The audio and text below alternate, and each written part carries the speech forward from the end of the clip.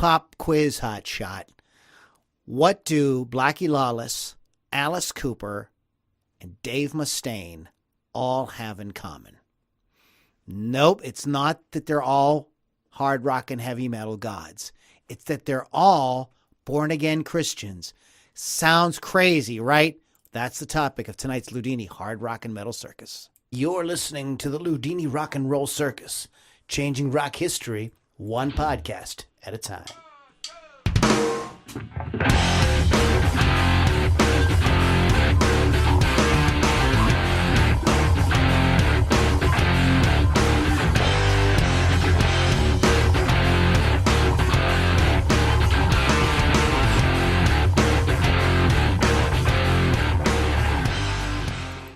All right, everybody, welcome back to the Loudini Hard Rock and Metal Circus. My name is Lou Lombardi, a.k.a. Loudini.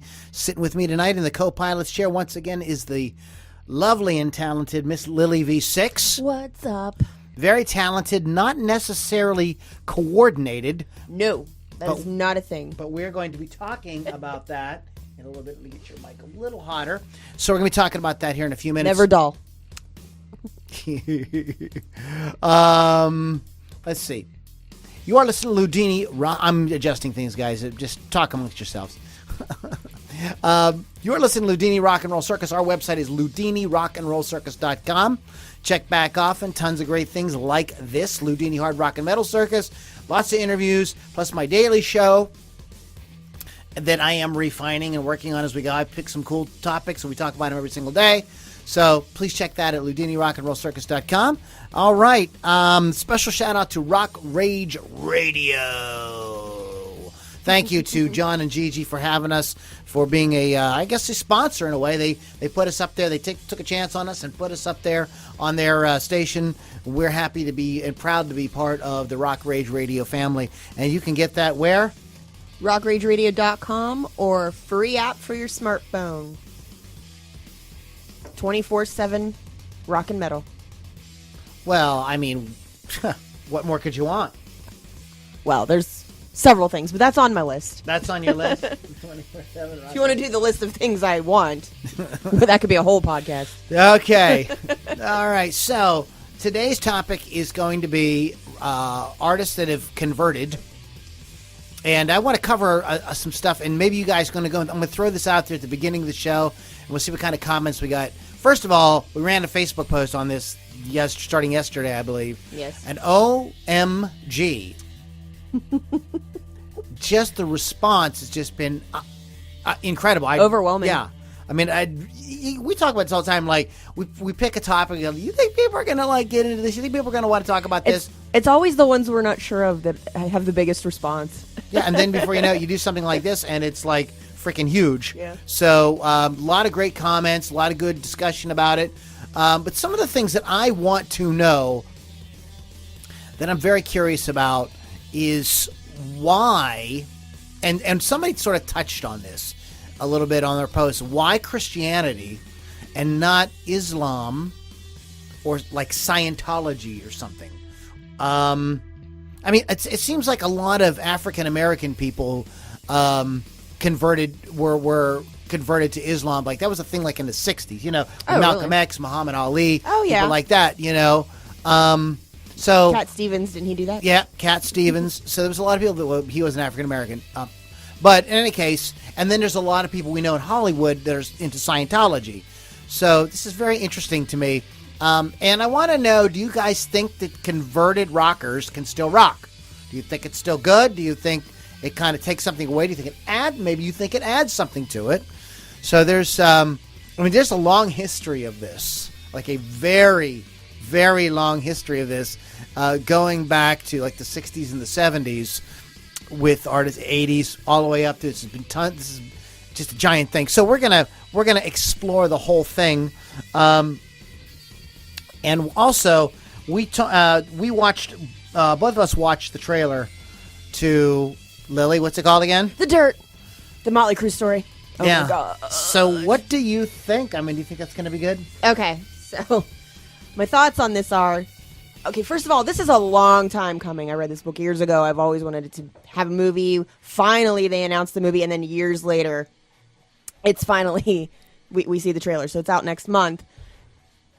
Skeptical since it's a Netflix movie. No offense to Netflix, but I always fear that it's going to be really tame on Netflix, and Motley Crue's not tame by any means.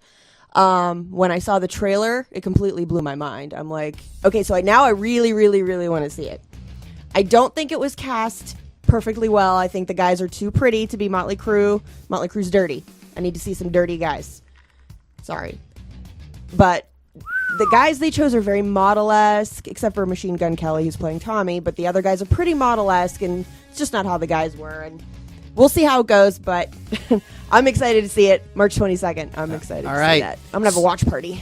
So, coming up here in around a month, we're going to be playing it. We're going to be checking it out. We may even do a Loudini Rock and Roll Circus, Loudini Hard Rock and Metal Circus preview. Maybe a watching party or something. I don't know. Maybe we'll do something like that. But before we do that, let's play a band. This is I ran into George Mihalovich this week at the Marty Friedman show, and it was good to see him. I haven't seen him in many, many years. Although we have been connected on Facebook for a while. His band is Aftershock. Check it out. Aftershock, Forever in Metal on the Loudini Hard Rock and Metal Circus. Guys, real quick, those of you who are watching us live, I apologize. I do, after a second, have to mute the artist. You can. If you're listening on Rock Rage Radio, though, you're getting the full effect. So you guys that are watching live and you go, wait a minute, I'm not hearing the song. That's why. Sorry. It's just how we got to do it. All right, check it out. Forever in Metal, Aftershock on the Loudini Hard Rock and Metal Circus. Aftershock, everybody.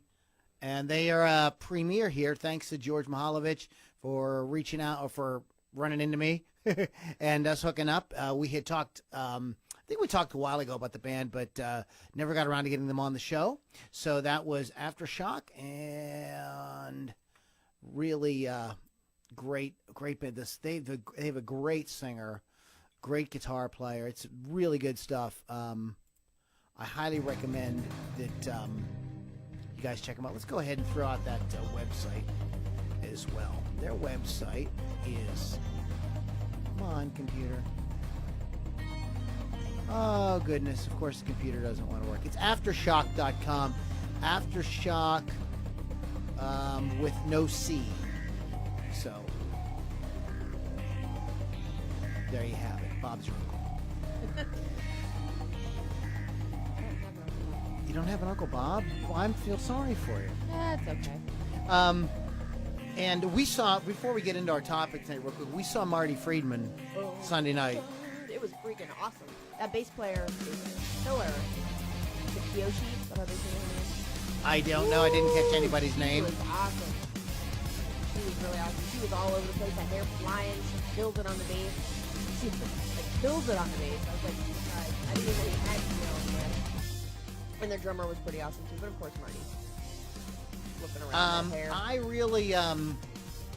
really liked the show, especially after the first 3 songs, because the first 3 were kind of like really heavy, really fast, and then he got into stuff that was a little bit more melodic. Mm-hmm. And then they were playing around with actual songs. Oh yeah, that was fun. They did a Bohemian Rhapsody thing. Yeah, I got that on recorded. Yeah, that's been going around online. People saying that that's a very cool part of the show.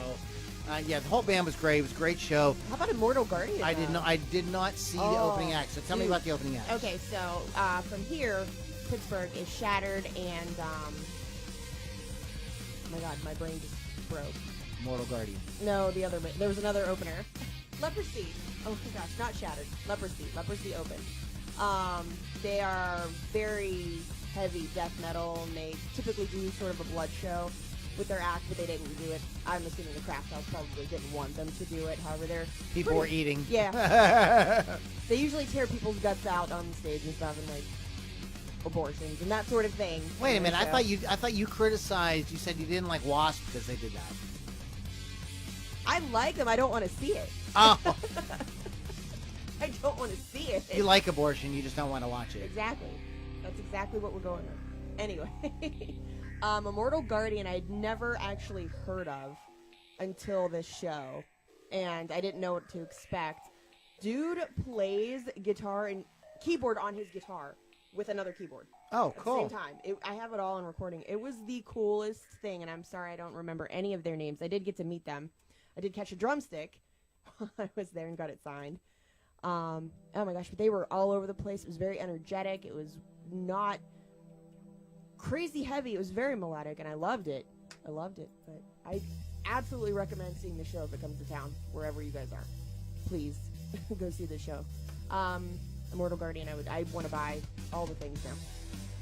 Did you get it? Did you get any merch? I did not, because I am broke. But when I have money again, yes, I will buy stuff. Shout out to Chris Thunderwolf Dodson from Wolf's Customs, and you can find out more about Wolf's Customs. Let me go ahead and give the wolfscustoms.online. Does custom painting and things like that, so check it out, wolfscustoms.online. So thanks for Chris Thunderwolf for chiming in there. Chris is a dedicated fan. Appreciate that. All right, Lily is mistress of the... Who says Lily is mistress of the dark? I'm mistress of the dark all the time. How do you say this? I apologize, but I'm calling it Snody Heemskirk. Heemskirk. That's how I'm Snody saying Heemskirk. Billy Altman. Hello, Billy Altman. Hello. Hello, Billy. Billy. Hello. Okay, so. And Corey Rodzik is on. And we have Mary Wall on again. As always, one of our super fans, Missy Danner. By the way, super fan is the highest compliment you can get. So if we call you super fan, don't be like, I'm not a super fan. Yes, you are. Super fan is we awesome. Like that. We love super fans. We like those people.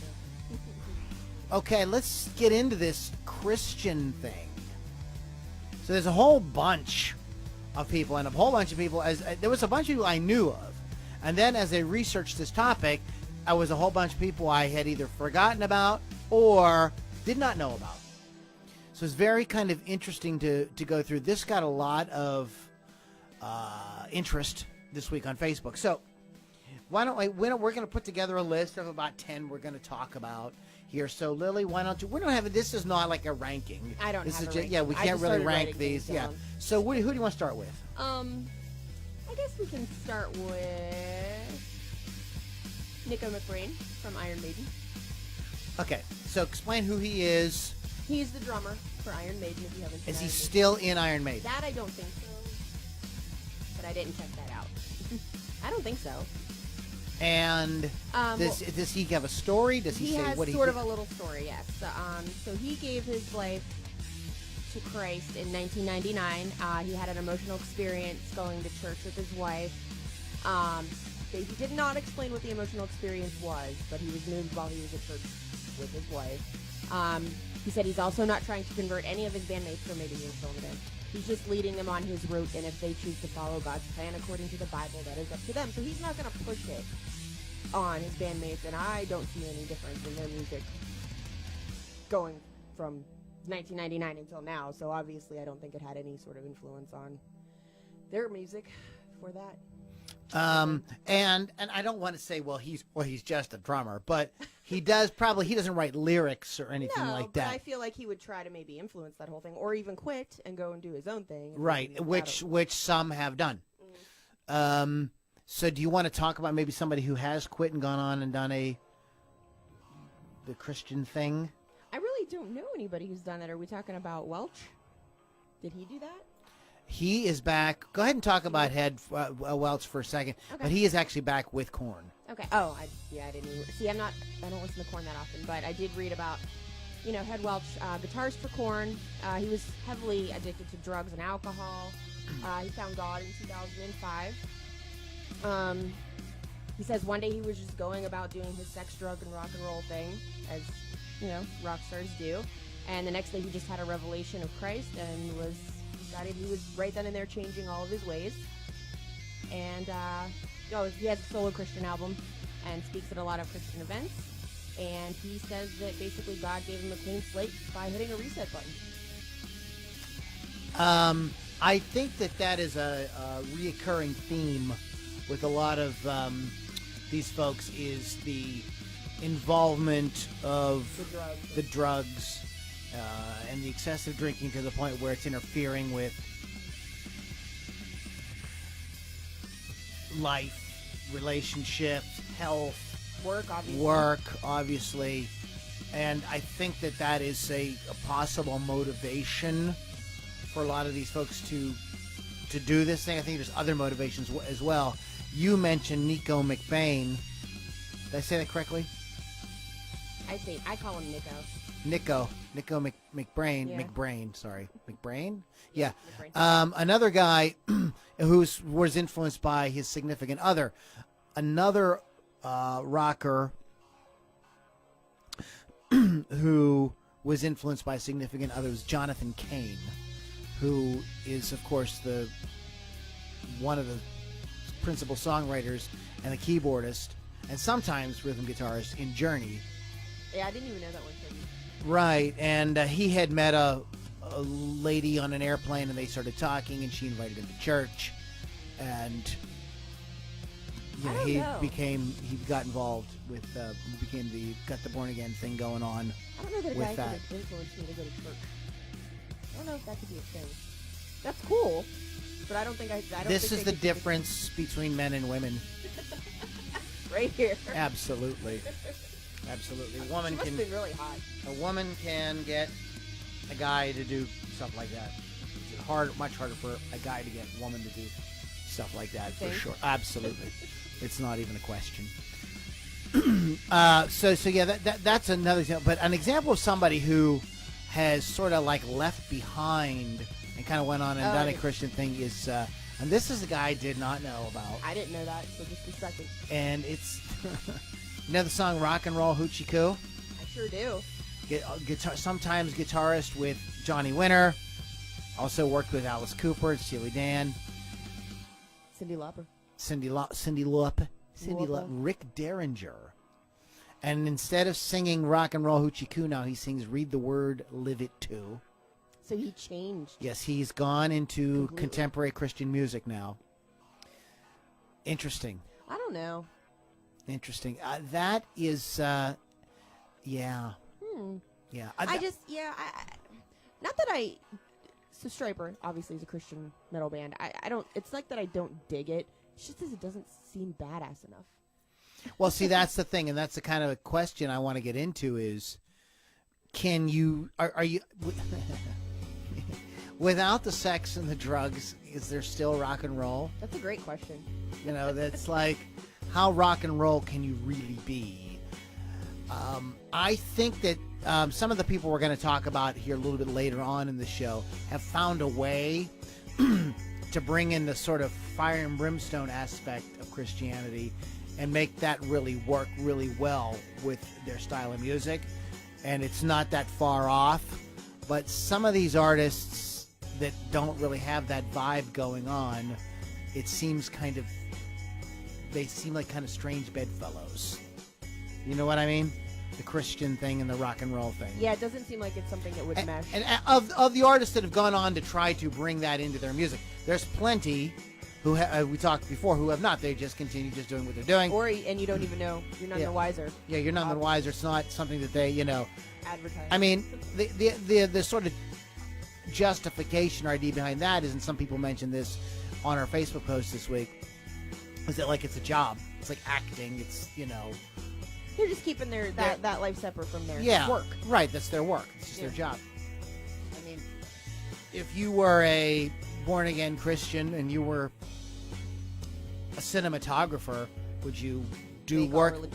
Yeah, you wouldn't make all religious movies. You'd work where you'd go, and if you had a good horror film, M. Night Shyamalan wanted to hire you or somebody like that, you'd go and do the movie. It's unlikely. I mean, maybe there's some that wouldn't, but your livelihood. It's just what you do. The argument can be made for any line of work. If you're a born-again Christian, do you only go, and you're a plumber, do you only, work on Christian houses? It's like, so, there's a lot to, so there is that aspect of it. But I do sort of question how rock and roll you can really be. Although there's a lot of artists who are very straight edged and have always been very straight edged.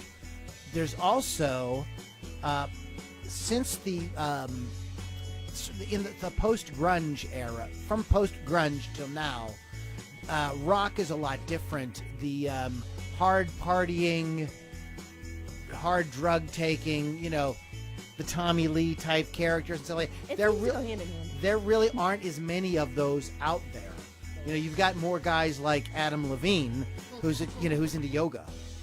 And guys. Well, it's a different time now, isn't it? Yeah, that's what I'm saying. The era, it's different. So being a little softer edged in your lifestyle isn't necessarily going to raise the kind of eyebrows that it may have in, say, the 70s or 80s.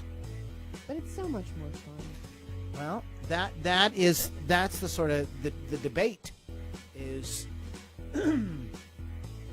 does it take the teeth out of rock and roll to have it be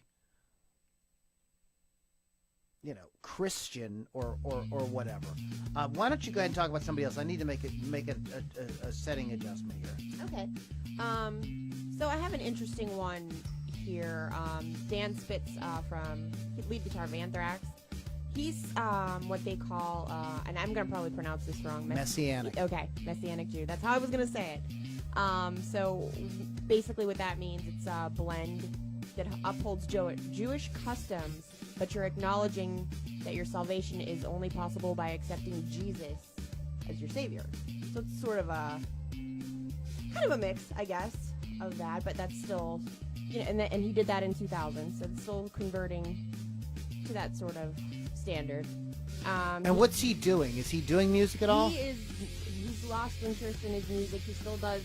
He didn't even touch his guitar for years. He wouldn't even touch it because he claims that he felt a burning evil in his guitar. So I don't think he does. Burning evil in the guitar? Yes.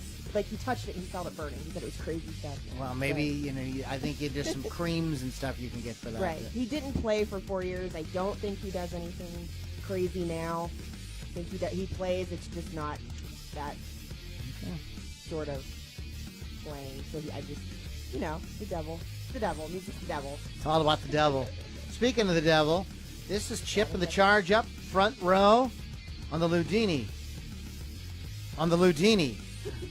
Hard rock and metal circuit.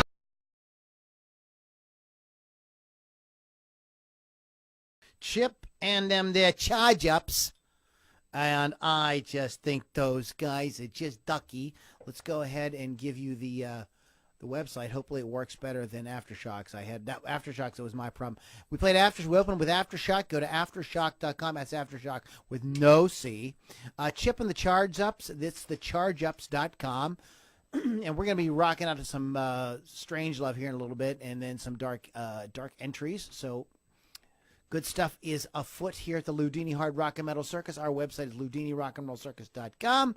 If you like what we're doing, and if you'd like to maybe get in on like what happens after the show and planning, helping us pick out topics and hanging out with us, we party a little bit afterwards in a private Facebook group.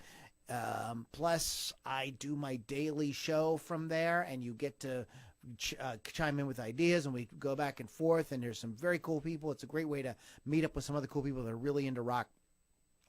Go to LouLombardiMusic.com /Inner Circle. That is LouLombardiMusic.com /Inner Circle. All the fun stuff happens there in our Inner Circle group, and it's a good time. There's a lot of cool people. There's some you get some exclusive downloads and all kind of goodies there. So check that out at LouLombardiMusic.com /Inner Circle. And another big shout out to Rock Rage Radio. We love you guys. Thank you so much for being great supporters of the Loudini Rock and Roll Circus, Loudini Hard Rock and Metal Circus. So we've running down this list of artists that some of them are. There seems to be a couple of different categories, right? There seems to be the artists that. There's like three categories. There's the rockers who got converted but didn't really change anything. They just keep doing what they're doing. Keep doing their thing. It's, there is the rockers who converted and then either went into Christian music or turned their music to be more with a Christian kind of vibe or message or whatever. And then there are the rockers who just quit altogether, like Dan Spitz just like said. Peace out. Sayonara. Oh, none of this now. None of that. Yeah, I did that. I did this. I did this. No, I did it. Oh.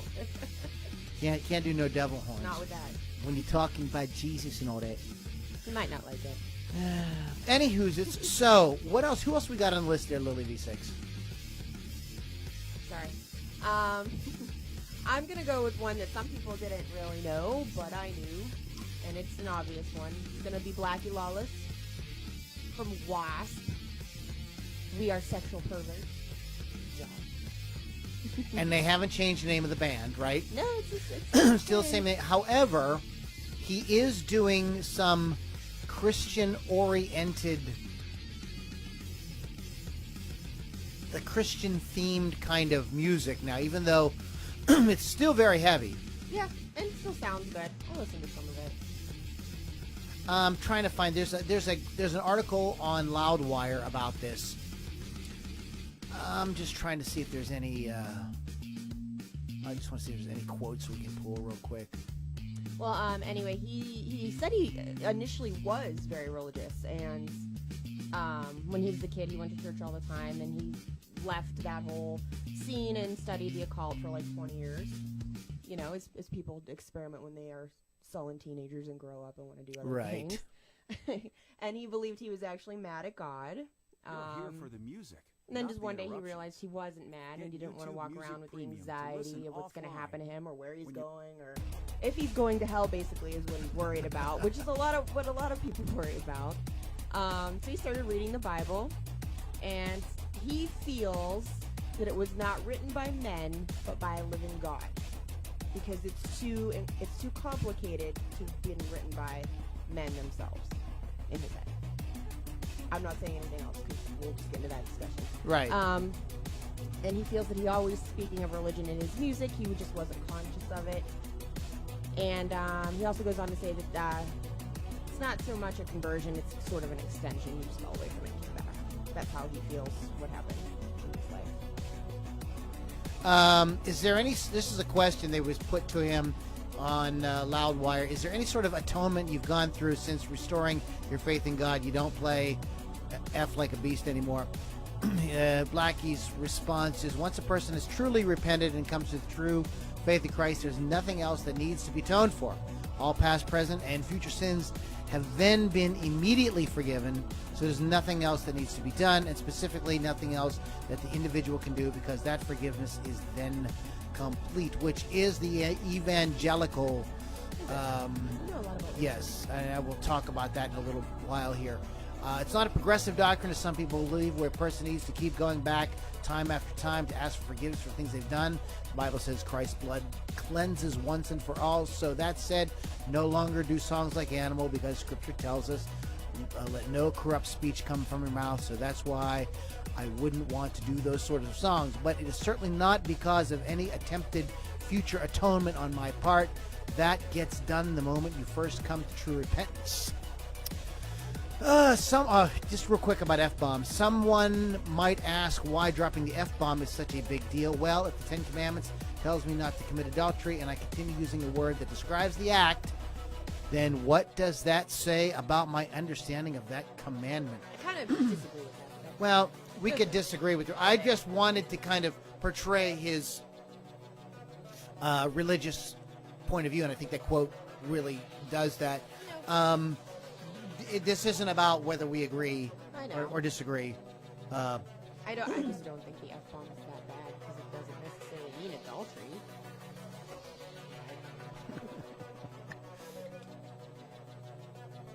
And so his music has this is somebody who I think has been able to kind of like bring in this sort of fire and brimstone end times kind of thing. And that works really well. He just does it in a different way. That works. He's not doing it that works though. That sort of vibe isn't that far away from the vibe of a lot of like other dark and heavy rock. It's the same, just has a slight twist to it. So I think for him, there is a way that it does. He can do what he's doing and still sound heavy and still sound serious. I don't know if I'm making a point there or not. So, you want to talk about Dave Mustaine as well while we're talking about these? I have him up on next. Dave Mustaine's another one who battled with alcohol and drugs. As everyone knows, he was kicked out of Metallica at one point because of that. He also said he toyed with a little bit of witchcraft. Again, studying the occult. You know, you're still a teenager, you get practice weird things. Witchcraft. In the early 2000s, he was sick of touring, generally low on life. He said, basically, he looked up at a cross and said, what do I have to lose? Where he went with that. Because he said his whole life changed after that. For a short time, he refused to tour with bands that were considered satanic. He spent a lot of time trying to get comfortable in his new skin as a born-again Christian. There were times when it felt right and times when he felt like he was suffocating with it, but eventually he grew comfortable with his new lifestyle. Did I say he's from Megadeth? No, I did. He's from Megadeth. Going way back. I want to bring up some sort of classic. We did talk about Rick Derringer, but I want to dig a little deeper. A guy that wrestled with his Christianity and drugs and sex and everything was a guy who became deeply respected by almost every musician on the planet, and that's Johnny Cash. Oh, yeah. And Johnny always sort of had the faith thing going on, and in the late 60s, early 70s, had a dramatic conversion and produced a musical called The Gospel Roads, which where he uses music and sort of tells the story of Christ. But he struggled after that. He still had issues with adultery. He still had issues with drugs, and just a very human kind of situation, struggling to kind of live this Christian thing, which I find very, very interesting and inspiring kind of at the same time, because I think it's a little more true. It's tough, and a lot of people struggle. Not everybody is going to convert and then be like, never never say that, never drop an F-bomb or whatever you think your rules are for that. Another guy I want to mention quickly is another guy who's just as legendary, and that's Bob Dylan, who had a dramatic conversion to Christianity in the late 1970s. Released a cycle of albums that I think are among his absolute best, starting with the album Slow Train Comin', which he did win a Grammy award for the song Serve Somebody. And it's a great album. It's just a great rock. Mark Knopfler's on it. It's like a who's who of musicians. It's produced by Jerry Wexler. It's just a really good, it's one of his best rock albums. It just happens to have this sort of Christian thing going on with it. Some fun songs on it, some quirky songs on it, some finger pointing type songs. I encourage everybody, if you aren't familiar with Slow Train Comin' by Bob Dylan, go back and give it a listen. That album, Saved and Shot of Love, are part of his Christian trilogy. He has touched on that theme throughout his career as well. His faith might be best described as a kind of Messianic Jew, in the sense that he kind of has a foot in Christianity and a foot in Judaism because he is Jewish. Robert Zimmerman. So those are a couple of guys that are classic guys. I mean, like early classic rock guys, 60s. I didn't realize guys. it was so early on that they actually converted. Yeah. I mean, I didn't realize it at all, but then when you said the years, it's like, wow, that was super early. I would have never even... Do you know... who else do you have on your list, Lo? I have one that I feel has not brought any sort of inkling of Christianity into his show ever. Okay, go ahead. Okay. I know you're going to talk about, but Alice Cooper. Yeah. Well, it was a shock. Like when that video showed up on YouTube a couple of years ago, I was like, "What?" I thought it was I thought it was some kind of parody. Yeah. No, he's definitely, well, he's been through some things. He was drugs, alcohol, the whole thing, like a lot of them. Doesn't really advertise, or didn't advertise for a long time. Recently he's been more vocal about it. His drive to Jesus is mostly out of fear, and he didn't want to go to hell. He actually said that. Drinking beer is easy, trashing his problem is easy, but being a Christian, that's a tough call. That's really real rebellion. That's a direct quote from the actual interview, and you would not know by going to his shows that man is religious at all. He's cutting heads off of himself, actually. It hasn't changed. He hasn't changed the show at all, and it's fantastic. And it's a great show, and I think everybody really enjoys it. It's a fun show. Here's what we're gonna do. We're gonna play a song, and this is very ironic. This is a song that I recorded with my band, Strangelove, and when I tell you the title of it, Lily, you're gonna be like, I didn't honestly. I just picked one that I have never played before and said, let's play this one. But it's called Jesus Talk. Yeah. And check it out, guys. This is Jesus Talk by Lou Lombardi Strangelove on the Loudini.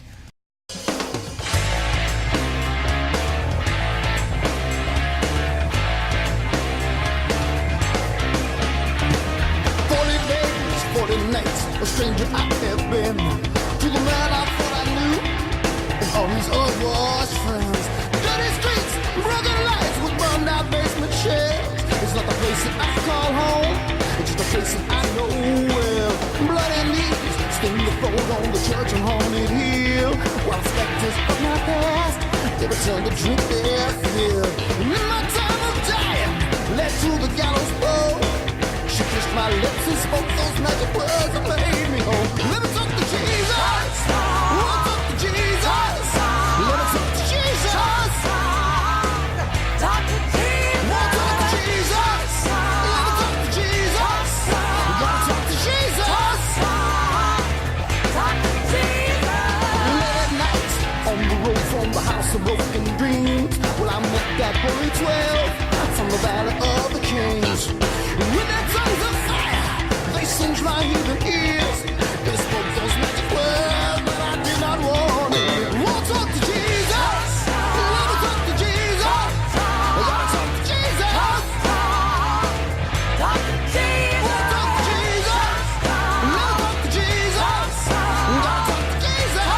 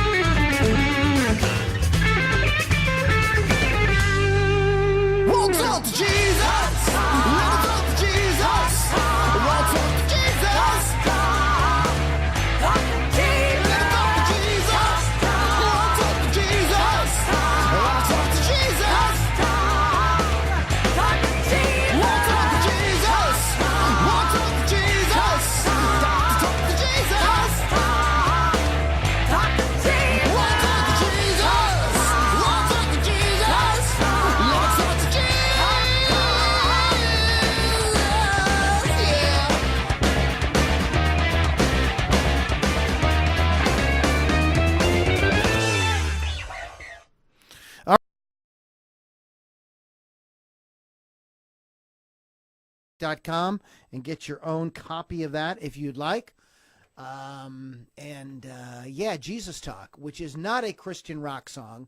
This is an example of me taking my Christian background and using it metaphorically, which I find way more interesting personally than trying to promote some kind of spiritual message with it. I think just to sort of say kind of where I'm coming from with it, that using that or expressing, if all you get out of the Bible is do's and don'ts or some kind of religious message, then I think you're really missing the richer part of it, which is the part that gets to metaphoric things that are about ourselves and our psyche and how we relate to the world and how we relate to each other and our dreams and things like that. That's as far as probably as deep as I can go into it without preaching a sermon. But I was raised in a born-again evangelical family. I went to a Christian high school. So Christian rock and rock artists who converted to Christianity, that was like a hot topic.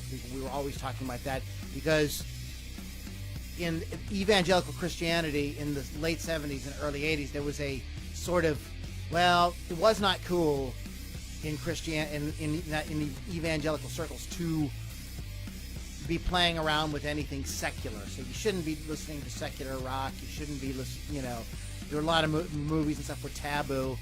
Obviously what happened over time is it become that perspective became untenable because what are you going to do? Not go to movies? Not going to ever listen to the radio? It became obvious that like people weren't going to just whip out a Christian tape every time they wanted to listen to music. So over time, the sort of pressure to just have Christian music became kind of eased up. But anybody who talked openly about their Christianity, who was a pop artist, always got everybody's attention. And somebody who talked very openly about it at that time was Bono. And Bono has never gone back and said he wasn't a Christian, or to this day still professes to be a born-again Christian, yet still just does what Bono does. He does his Bono stuff. But yeah, I was raised in that. My spiritual beliefs have greatly evolved, and I'm not really, that isn't my thing. That isn't my worldview at this time, but I appreciate it and I find it very interesting, and I think that there is some great music that has been done in that way, and I think there's a lot of music that's just kind of like, oh God, like way too like kind of cheesy Preachy. And silly and preachy, But I'm an artist that really kind of bridged the gap between the two, and she is not a rock artist at all. And maybe have you ever heard of Amy Grant? Yeah. Okay.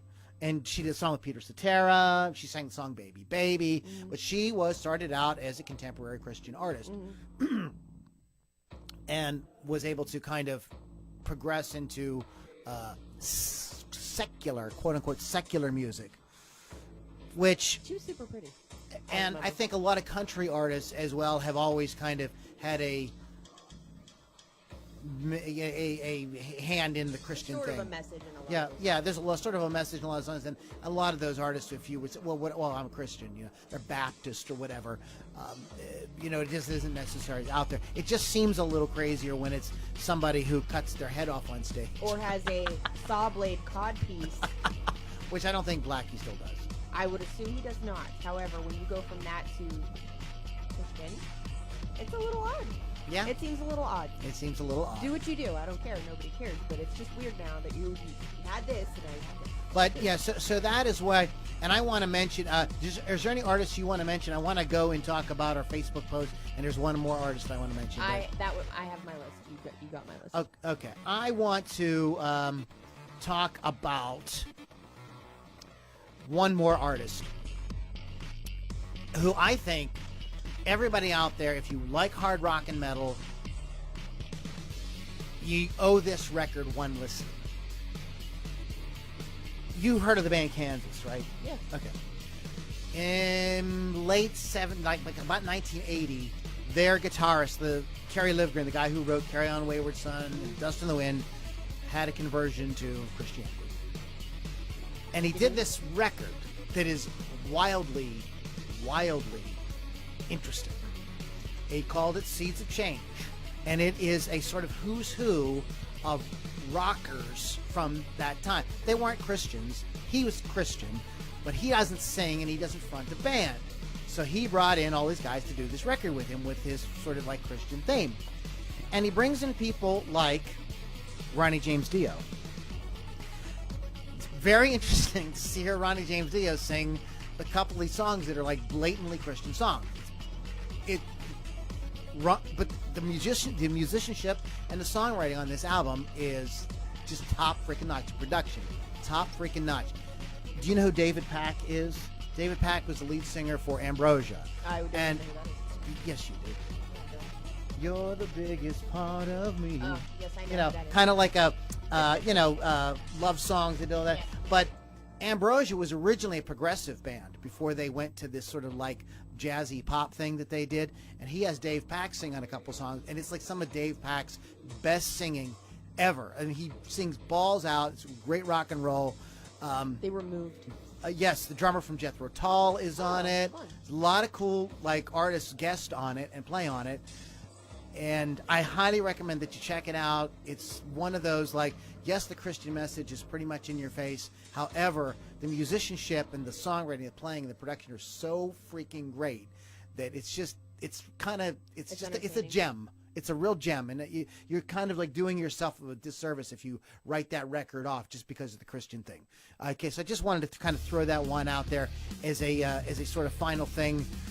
You know, I don't know. I suspect somebody brought up on our Facebook post that, you know, the idea that this could be more cultural as Really? opposed to out and out. I'm sorry if I'm looking over here. It's because I'm trying to get to something. When you see it, oh, here it is. Yeah. So we got to run down. Man, we have like a whole gap. We have a quite slew of Oh comments. my goodness gracious! 53 comments and 3 shares. We appreciate you guys jumping Thanks in. for the share. Yes. Just real quick, shout outs real quick. Donald Minder, Jim Horosky, Tim Paul, John Stawitsky, Sean Lewis, thank you. David Wilmont Lowe, Donnie Moses, Jeff Gardner, Joel Humans, R.L. Johnston, Hey, bud. Eric Schropek. Schropek. Help me with this one. Keith Appenrod. Electric Larry, Mike Pirosh. I don't know how to say his name. I know who he is. Ryan Morris, Charlie Hughes. Bob Dog. Mersing, Derek Pabon, John Bowles, Michael Kane, Jason Straw, Fran Crasher, Bruce Grimm, Jared Grease, Billy Mank, Tim Johnson, Chris Ruane, David Hooper. David, thank you for chiming in. David is I'm in a mastermind, a podcasting mastermind class that David is running, and thank you so much. It tickled me that you jumped in on this. Dan Tracy, Teresa Blaisdell, Eric Ernst, Adam Barlow, William Boschert, Eddie J. Dex, Aaron Butcher, Dino Giovanone, Dino, sorry, Bruce Lusenheiser, Daniel Davis, and Steve Jackson. So there's a lot of great things here. I want to point out and overwhelming support. Almost everybody was like either like, yeah, sure, do whatever you want to do, or like, yeah, I really respect that. You know, I think it's very cool. I was not what I was expecting. I was expecting a lot of people to say, oh, it's hypocritical, it's BS, they're just trying to get money, they're going after a different audience. You know, I didn't really expect as many positive comments as we got. But I do want to bring my attention to a couple of people. First, I want to talk about David Hooper's comment. He says, I read Head's book and found it interesting. Still, though, it's something I've seen over and over again. Also boring. You have guys with huge egos and think the world revolves around them. Then they do the opposite of that and think if it revolves around God, but there is still that ego underneath. Don't know about Blackie. Have always heard he's very sharp, but would be interested to hear his perspective on this. That's an interesting take. Yeah, so, you know, kind of trading kind of one ego trip for another. It's kind of thing what David's saying. Now, Eddie J. Dex says something else. He says, such things seem to happen in the USA for some reason. But that's probably because the USA is a religious country where the norm is to be, quote-unquote, Christian and have a polished outside. Hence why the more religious someone is, the more sanctimonious and hypocritical they can become. Since you got this social stigma against non-Christians in society, when you daily are labeled as a bad human, of course you'll at a certain point break, like Blackie Lawless probably did a decade ago, became brainwashed into worshiping the false god. I am a strong proponent of polytheistic pagan religions like Norse religions and Greek Roman religions. So it's good to have some. I am all for alternate opinions and stuff like that. He touched on this idea of it being cultural, and what it makes me wonder is, like, if our country was predominantly Islamic, would these artists be converting to Islam? That's quite possible. Is there, I don't. Are you saying, is this the trend? Is this like, or is this kind of trendy, or is it, the Bill Cosby joke about my kids think that, my parents are the greatest people in the world. What they don't know is that they're old and they're hoping they can still get into heaven. and I think that, Christianity is a big part of our society. I mean, I don't want to get into this is a Christian nation kind of thing, but it is just, it permeates. I'm sorry. We all, everybody knows about it, has been influenced by some way, shape, or form. So it's probably, if you're going to gravitate towards something spiritual or religious, it is probably kind of the first thing you would think to do. And I think that a lot of these people are, they're older and they have regrets about stuff they did, said, ways that they acted, and they're thinking about that now, number one. Number two, some of these people have real problems. I've been in bands, and there things like, all kind of psychological disorders and stuff run rampant in rock. A lot of these people are very crazy. They're wackos. They're dealing with a lot of issues. They come from bad homes. They deal with a lot of problems, and finding something like Christianity can help them. Also, there is an argument that's been trying to be made for sort of faith-based help with addiction and things like that, and a lot of people find help with that.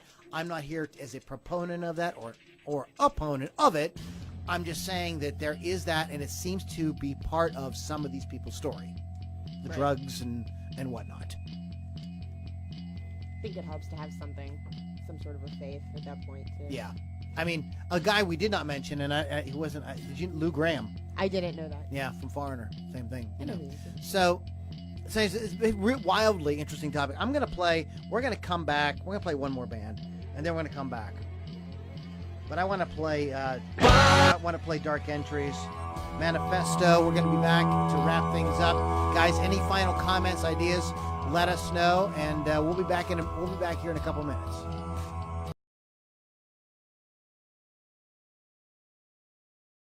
That is Dark Entries. And let's go ahead and give their website. It is darkentriesla.com. We opened with Chip and the Charge Ups, and that's thechargeups.com. Little Lou Lombardi Strange Love there, Jesus Talk. You can go back and play that. LouLombardiMusic.com. And thanks to George Mihalovich and Aftershock, and that is Aftershock.com. Aftershock, no C. No C before the K there. So great band, great guitar work, one and all. So go check those bands out. If you like what they're doing, pick up a little merch, grab a t-shirt, something like that, download it. At least give them a like on Facebook. Do something. Get off your ass and do something. So Christians and rock, there you have it. Bob's your uncle. Lily was reminding me the Corrosion of Conformity. Tomorrow night at Smalls. It's tomorrow night at Mr. Smalls. COC, great band. And when's that Red Dragon Cartel again? Next month. Next month. I'll send you a reminder. The Craft House. So J-E. Silk 9 is opening. You probably get a ticket. Yeah. Yeah. I'm doing an interview with them if you want to jump on that with me for the. Okay. At the Did show. you ever get around to making a thing for me? No, I just got the sizes. That's okay. That's okay. I was just curious. I meant to ask you I will about. have it ready for when we have to do such things. I promise you. Okay, cool. All right, guys. Loudini Rock and Roll Circus. Thanks for hanging out. If you want to help us out, you want to do something, you want to get involved, go to loulombardimusic.com/inner circle. First of all, a lot of great freebies there. And then you get that party with us, kind of off the record. You get to hear the real dirty jokes. A lot of cool stuff. It explains everything there. Free downloads, a lot of exclusive content. loulombardimusic.com/inner circle. Shout out to Rock Rage Radio, rockrageradio.com.